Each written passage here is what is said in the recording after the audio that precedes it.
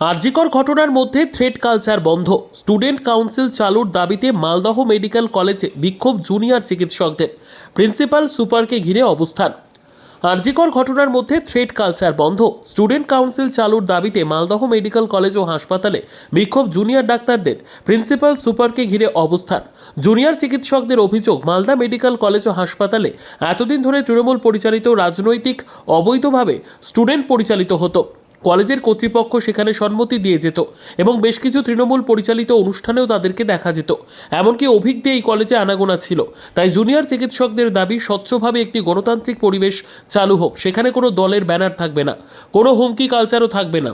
একগুচ্ছ দাবি নিয়ে অবস্থান বিক্ষোভে কর্মসূচিতে অবস্থান বিক্ষোভ প্রিন্সিপাল ও এমএসভিপিকে ঘিরে বিক্ষোভ মালদা মেডিকেল কলেজ হাসপাতালের জুনিয়র চিকিৎসক। সেখানে আমাদের দাবি রাখা হয়েছে যে আমাদের স্টুডেন্ট কাউন্সিল এবং আরডিএ ফরমেশনের মান্যতা দিতে হবে কলেজ অথরিটিস থেকে। তো সেটা আমাদের প্রিন্সিপাল স্যার, এমএসভিপি, কলেজের অ্যাডমিনিস্ট্রেটিভ অথরিটিস, এনারা যতক্ষণ না এই মান্যতা দেবেন আমাদের কলেজ আরডিএ এবং স্টুডেন্ট কাউন্সিল ফর্ম হওয়ার জন্য ততক্ষণ আমাদের এই অবস্থান চলতেই থাকবে। এবং আমরা এই মান্যতাটা যতক্ষণ না পাচ্ছি আমরা এখান থেকে উঠবো না। এখানে আপনারা দেখতে পাচ্ছেন প্রচুর স্টুডেন্টস জমা হয়েছে। এটা আমাদের পুরো কলেজের ফার্স্ট ইয়ার থেকে ইন্টার্ন অবধি স্টুডেন্ট কাউন্সিল ফর্ম করার জন্য আমরা পুরো কলেজ একসাথে আছি, স্টুডেন্ট কাউন্সিল এবং আরডিএ ফর্ম করার জন্য।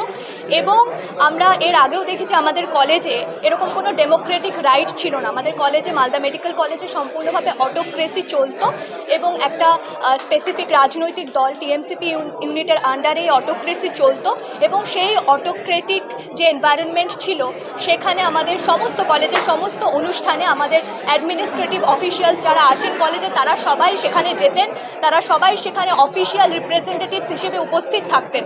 তো আজ আমরা যখন একটা ডেমোক্রেটিক রাইট চাইছি আমাদের কলেজে, ওনারা কেন সেটাকে পারমিট করছেন না? আমরা সিদ্ধান্ত নিচ্ছি ওরকম কোনো আমাদের এখানে নেই, ওটা আমরা পুরোপুরি আটকাবো, আমরা সব কিছু ব্যবস্থা নিচ্ছি এখানে। সে ব্যাপারে আমরা বলেছি আমাদের জিরো টলারেন্স আমরা জানিয়ে দিয়েছি।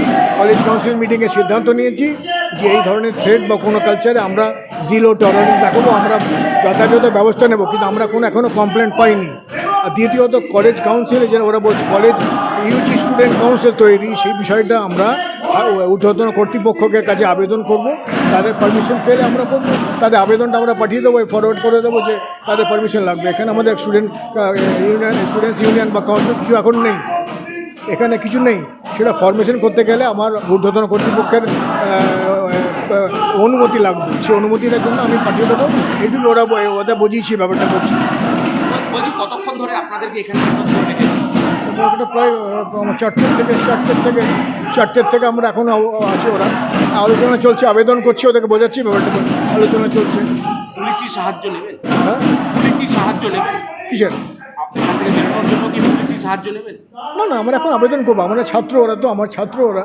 আমি এখন আবেদন করবো ছাত্রকে, যে তাদেরকে বোঝাচ্ছি, হয়তো ওরা বুঝতে চাইবে, বাট আমাদের অবস্থানটা বুঝতে পারবে। আমরা চেষ্টা করছি বোঝানোর, যে যাতে করে আমরা পাঠিয়ে দিই এবং স্বাস্থ্যভবন থেকে যোগাযোগ করছি, সেখান থেকে অনুমতি পেলে ওরা যেটা বলছে সেটা হবে। কিন্তু আমার অনুমতি ছাড়া আমি করতে পারবো না, আমার কিছু। Bureau report, PB news. Annapurna medical hall, chemist and druggist. এখানে সকল প্রকার ওষুধ পাওয়া যায়। নবাবহাট মোড়, পূর্ব বর্ধমান। যোগাযোগ করুন 6295528655 অথবা 7602347696।